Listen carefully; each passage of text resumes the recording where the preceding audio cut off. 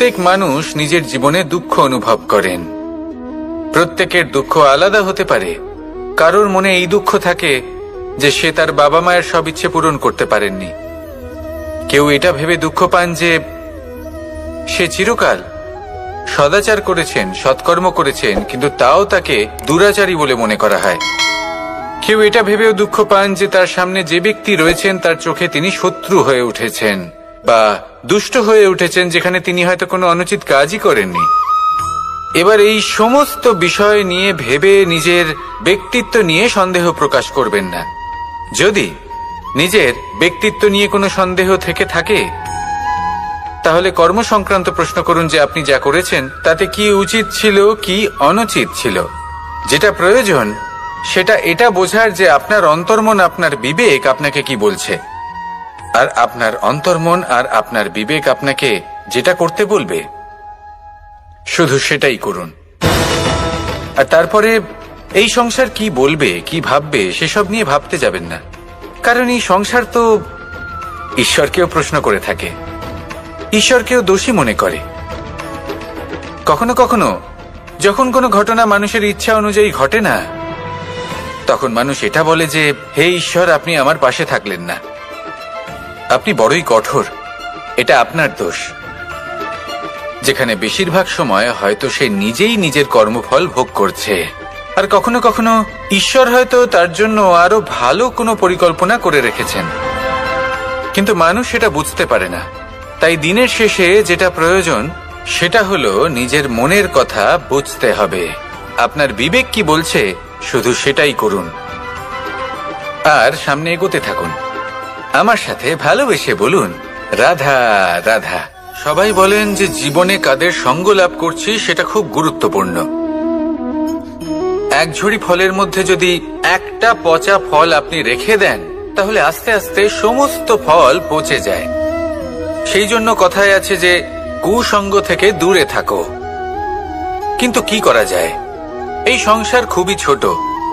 যেখানে আমরা কাজ করি, যেখানে আমরা থাকি, যে পথে আমরা আসা যাওয়া করে থাকি, যে পথে আমরা ভ্রমণ করি, সেখানে এমন অনেক সংখ্যক ব্যক্তি থাকেন যাকে দেখে আমরা মনে করি যে এদের থেকে দূরে থাকতে হবে। তখন আমরা কি করতে পারি? তাদের কি আমরা পরিত্যাগ করব? তাহলে এই সংসারে এমন অনেক মানুষ আছেন, তাহলে কি সংসারই পরিত্যাগ করব?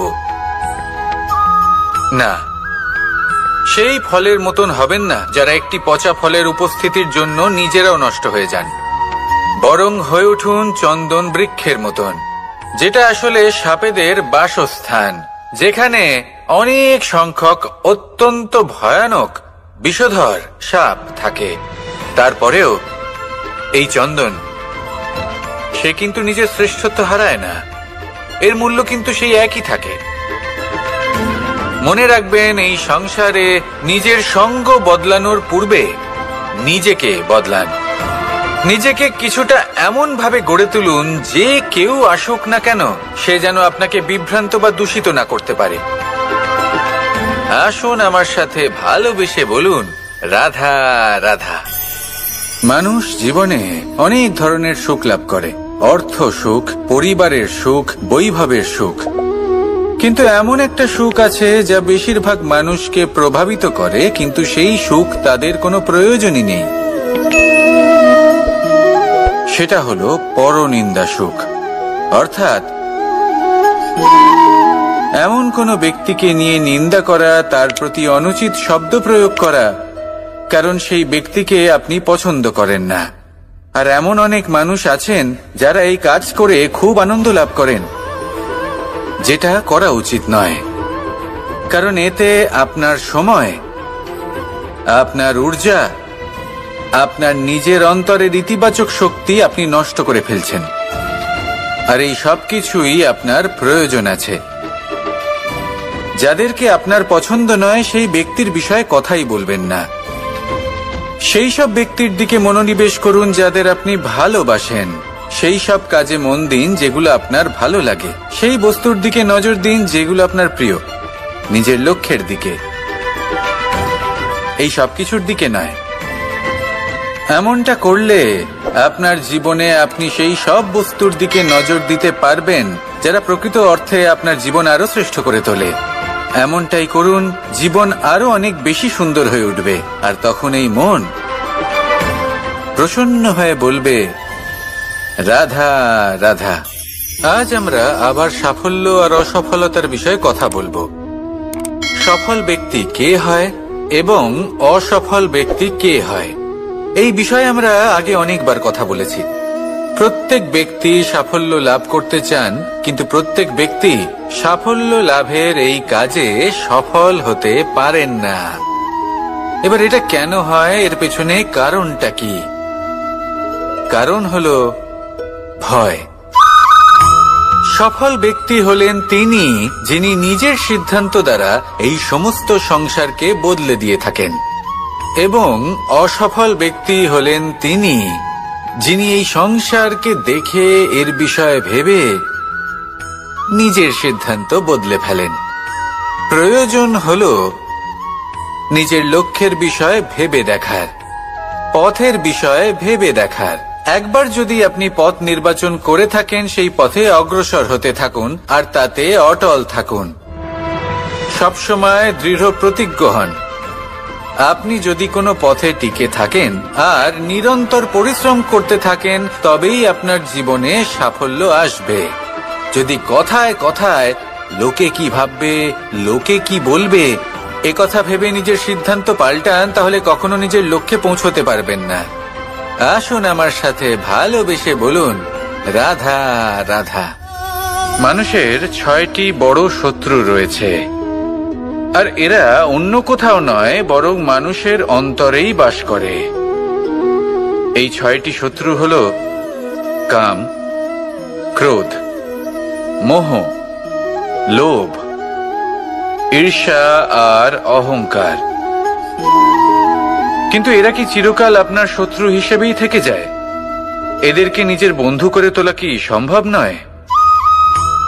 ভেবে দেখুন না। এবার যদি কথা বলি কাম নিয়ে, অর্থাৎ কামনা করা, তাহলে মানুষ যদি জীবনে কামনা করতে থাকে তাহলে সন্তোষের অনুভূতি লাভ করতে পারে না। কিন্তু এই কামনাই মানুষের বন্ধু হয়ে উঠতে পারে। কিভাবে? ধরুন, যদি মানুষ ভাবে আমি আরো অনেক বেশি শ্রেষ্ঠ ব্যক্তি হয়ে উঠতে চাই, আর তার জন্য কর্ম করে, পরিশ্রম করে, তাহলে ভবিষ্যতে গিয়ে শ্রেষ্ঠ ব্যক্তি হয়ে উঠতে পারে কামনার কারণে। অর্থাৎ এই কামনাই ওর বন্ধু হয়ে ওঠে। কিন্তু ধরুন কোনো মানুষ যদি চায় সে শ্রেষ্ঠ ব্যক্তি হয়ে উঠবে, কিন্তু তার জন্য না কোনো কর্ম করছেন আর না কোনো পরিশ্রম করছেন, আর অধর্মের পথে চলতে শুরু করে দেন, তাহলে এই কামনাই তার শত্রু হয়ে উঠতে পারে। এবার যদি এই কামনাকে নিজের বন্ধু করে তুলতে হয়, তাহলে নিজের নির্বাচনে বিচক্ষণ হতে হবে, নিজের মস্তিষ্কের ওপর নিয়ন্ত্রণ রাখতে শিখতে হবে। সেটাই করুন আর আমার সাথে ভালোবেসে বলুন, রাধা রাধা। আজ আমরা মানুষের আরো একটি শত্রুর বিষয়ে কথা বলবো, যার নাম হলো লোভ। যে কোনো বস্তুকে অত্যাধিক লাভ করার যে বাসনা, যতটা লাভ করেছি ততটা যথেষ্ট নয়, আমার আরো চাই, আরো চাই, একেই বলে লোভ। এবার এই লোভ আপনার জীবনে শুভ না অশুভ, আপনার মিত্র নাকি আপনার শত্রু, সেটাও নির্ভর করছে আপনার ওপর।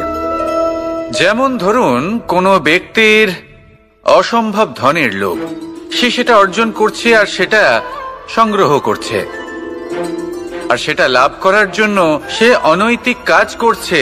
যদি এই সব হতে থাকে তাহলে লোভ কিন্তু আপনার পক্ষে অত্যন্ত ক্ষতিকারক। কিন্তু যদি সেই ব্যক্তি ধরুন ধন অর্জন করছেন, তার সাথে নীতিও পালন করছেন, আর সংগ্রহ করার পরে সেটা সংসারে ছড়িয়ে দিচ্ছেন, যদি এমনটা হয় তাহলে এই লোভ আপনার বন্ধু হয়ে উঠতে পারে। যদি আপনার সৎসঙ্গ লাভ করার, সৎকর্ম করার লোভ থাকে, তাহলে আপনি কখনো একা থাকবেন না। যদি ভালোবাসা প্রদান করার লোভ থাকে, এই সংসারকে সাহায্য করার লোভ থাকে, তাহলে এই লোভ যা সংসারের শত্রু, সেটা কিন্তু আপনার সাথে পরমাত্মার মিলন ঘটাতে পারে।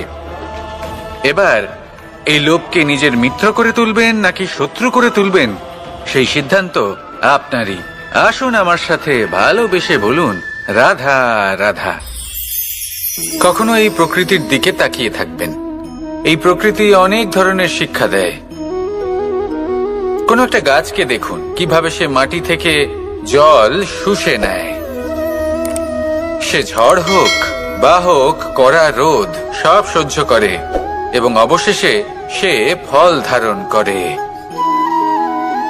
আর সেই ফল উৎপন্ন করার পরে সে ফল কিন্তু সে নিজে গ্রহণ করে না, এই সংসারকে প্রদান করে, যাতে পশু পাখি মানুষ তারা এই ফল গ্রহণ করে শক্তিশালী হয়ে উঠতে পারে, সুস্থ থাকতে পারে।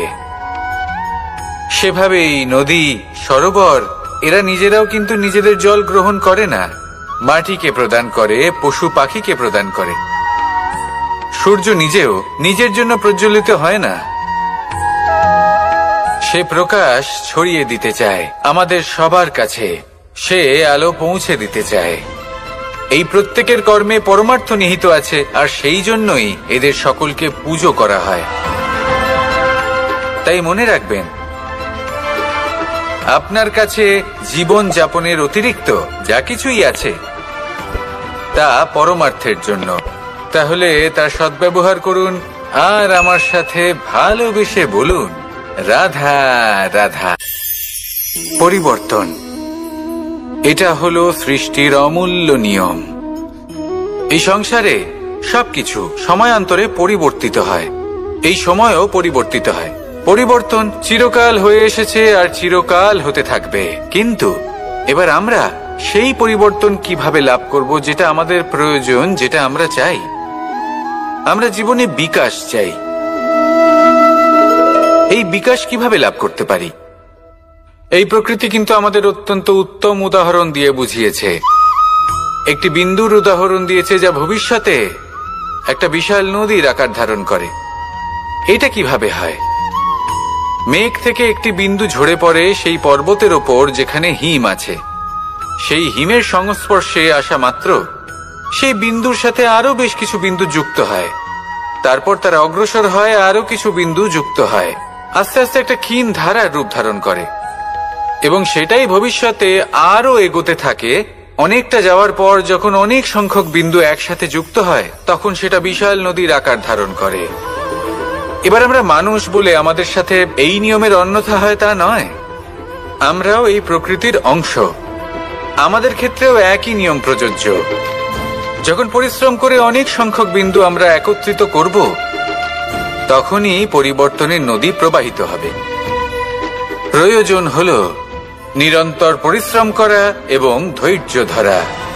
এটা করতে থাকুন, জীবনে সবকিছু লাভ করতে পারবেন। কারণ প্রকৃতি আমাদের এটাই শিখিয়েছে, আর আমরা এই ব্রহ্মরই একটি অংশ, যার দ্বারা এই ব্রহ্মাণ্ড নির্মিত। আসুন আমার সাথে ভালোবেসে বলুন, রাধা রাধা। আমরা সকলে সামাজিক জীব। মানুষের সাথে দেখা সাক্ষাৎ করা এটা চিরকালই চলতে থাকে। আমরা কখনো কাউকে উপহার দিই, আবার কখনো কেউ আমাদের উপহার দেয়।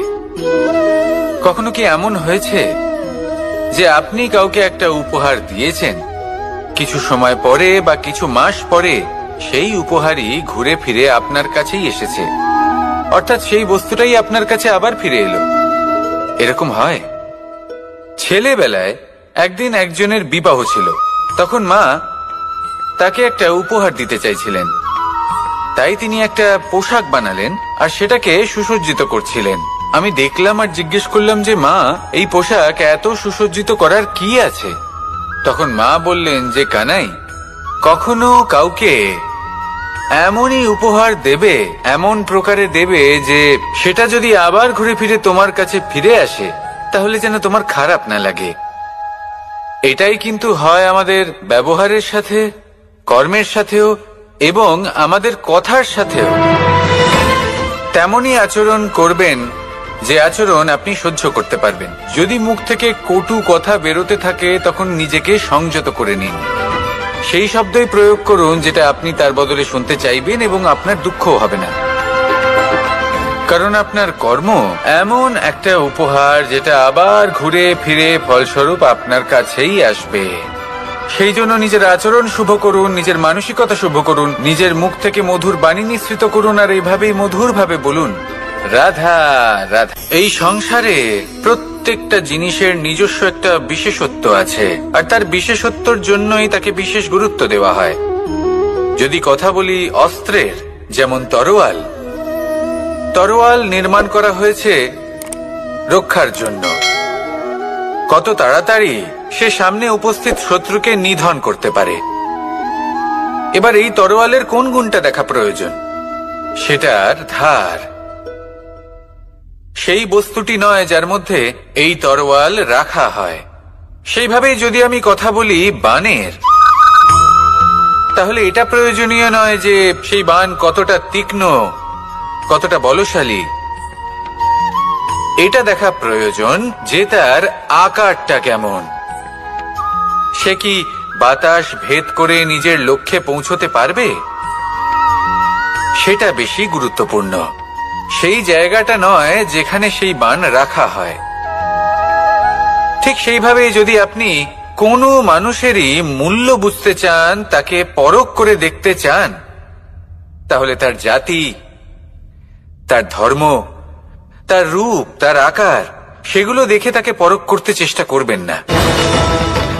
তাকে পরখ এই সব কিছুর ভিত্তিতে করবেন না। তার স্বভাবটা দেখুন, তার গুণ দেখুন, তার প্রতিভা দেখুন, তার কর্ম দেখুন, কারণ এটাই সেই ব্যক্তির আসল পরিচয়। এটাই হলো তার অস্তিত্ব।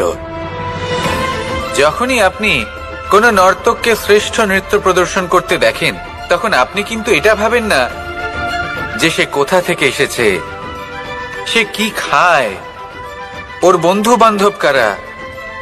আপনি তার নৃত্য দেখেন, ওর শিল্প দেখেন, সেটারই প্রশংসা করেন, সেটাকেই সম্মান করেন। সেইভাবে এই সংসারে সকলকে সম্মান করুন, আর এই সম্মানের আধার হওয়া উচিত তার গুণ, তার স্বভাব, তার কর্ম, তার রূপ আর তার বেশভূষা নয়। আসুন আমার সাথে ভালোবেসে বলুন, রাধা রাধা। এই সংসার বলে যে কৃষ্ণ হলো মহাযোগী।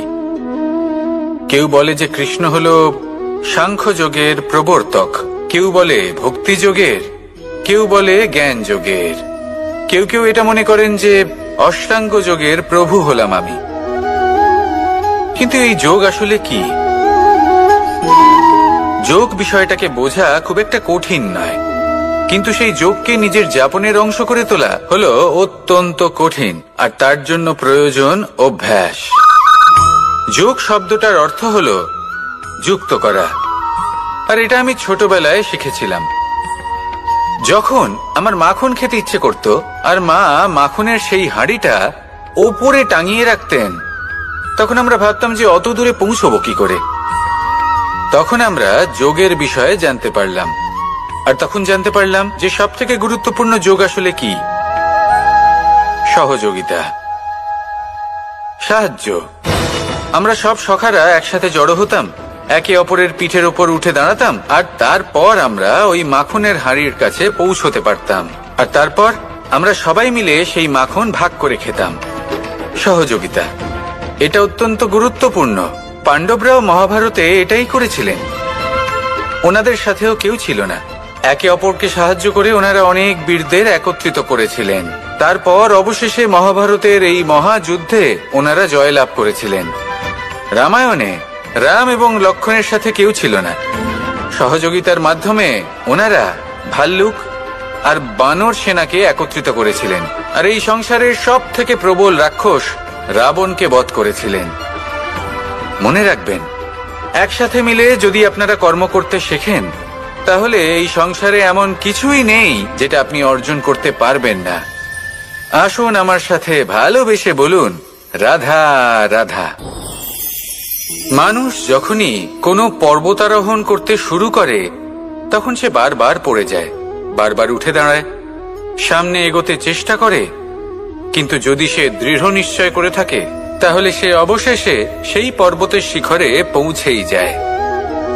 চলার পথে যদি বড় কোনো পাথর চলে আসে, বা পর্বতের কোনো বড় অংশ সামনে আসে, তাহলে সে তার সাথে ধাক্কা খায় না, সে পথ বদলে নেয়। কিন্তু বাধা তাকে সবসময় পেতেই হয়, আর সেই বাধা সে পায় ছোট ছোট পাথরের দ্বারা। তাদের উপর পা পড়লে তার পা পিছলে যায় আর সে পড়ে যায়।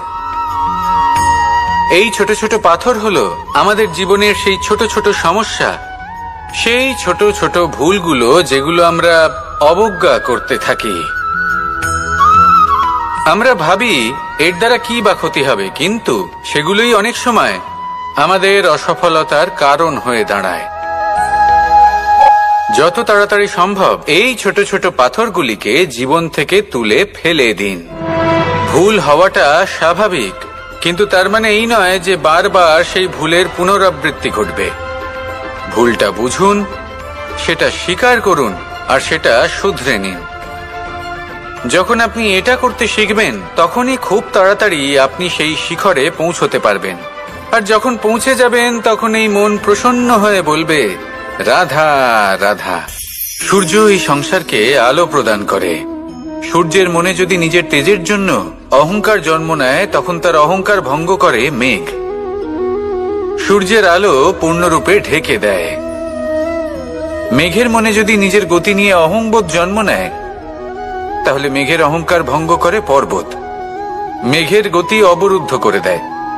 এবার যদি পর্বত নিজের নিশ্চলতা নিয়ে অহংকার করে, তাহলে সেই অহংবোধ ভঙ্গ করে একটি মূষক। সেই বিশাল পর্বতে একটি ছিদ্র করে দেয়। এবার যদি মূষকের নিজের মনে অহংবোধ জন্ম নেয়, তাহলে জল তার অভিমান ভঙ্গ করে, সেই ছিদ্র দিয়ে প্রবেশ করে। আর যদি জলের মনে অহংবোধ জন্ম নেয়, তখন মানুষ বাঁধ নির্মাণ করে তার গতিপথ রুদ্ধ করে, জলের অহংকার ভঙ্গ করে। আর যদি মানুষের মনে অহংকার জন্ম নেয়, তখন সূর্য নিজের তাপ দ্বারা মানুষের অহংকার ভঙ্গ করে। এই সংসারে অহংকার প্রদর্শন করার কোনো প্রয়োজন নেই। আমাদের সবার মধ্যেই কিছু বিশেষ গুণ আছে, আর সবার মধ্যে কোনো না কোনো দোষও আছে। এই প্রকৃতি আমাদের কি শিক্ষা দেয়? কেউ একে অপরের সাথে লড়াই করে না, একে অপরের জন্য বাধা সৃষ্টি করে না, শুধু নিজের কর্ম করে। সূর্য নিজের প্রকাশ দ্বারা বনস্পতি এবং গাছপালাকে জন্ম দেয়। মেঘ বর্ষা সৃষ্টি করে লুপ্ত হয়ে যায়, আবার নির্মিত হয়। পর্বতের সেই নিশ্চলতা সেই বর্ষাকে একটা দিশা প্রদান করে, আর তারপরে তা ধারা হয়ে প্রবাহিত হয়ে যায়। এইসব কি? এইসব একটা সম্পর্ক, একটা চক্রের মতো। সবাই একসাথে নিজের কর্ম করে, তাই এই চক্র আবর্তিত হয়। এটা আমাদেরও করতে হবে, একসাথে মিলে কাজ করতে হবে। কারোর জন্য বাধা হয়ে উঠলে হবে না, কাউকে ছোট মনে করলে হবে না। এটাই করতে থাকুন, সবাই মিলেমিশে কর্ম করুন। প্রকৃতি আমাদের এই শিক্ষাই দেয়। আসুন আমার সাথে ভালোবেসে বলুন, রাধা রাধা। আপনি কখনো পলাশ ফুল দেখেছেন? কি সুন্দর দেখতে, লাল রক্তবর্ণ, উজ্জ্বল, কিন্তু এতে কোনো সুগন্ধ নেই। সেই জন্য ওকে শুধু চোখ ভরে দেখতে ইচ্ছে করে। দেখবেন তাকে কিন্তু পুজোতে ব্যবহার করা হয় না, এই ফুল দিয়ে মালা বানানো হয় না। সেরকমই আমাদের জীবনে এমন অনেক ব্যক্তি রয়েছেন যাদেরকে সম্মান অর্জন করতে হয়। যদি আপনি কোনো উচ্চ বংশে জন্ম নিয়ে থাকেন এবং আপনার কাছে সবকিছু থাকে, ধন ঐশ্বর্য থাকে, সবকিছু আপনি আগে থেকেই পেয়ে গেছেন, তাও কিন্তু এই সংসার আপনাকে সম্মান দেবে না। ততক্ষণ পর্যন্ত দেবে না যতক্ষণ না আপনি নিজের অন্তরে গুণ জাগ্রত করছেন, শ্রেষ্ঠ কর্ম করছেন, নিজের অন্তরে ইতিবাচক মনোভাবের এই সুবাস জাগ্রত করছেন। যদি এসব কিছু করেন, তাহলেই এই সংসার আপনাকে সম্মান দেবে।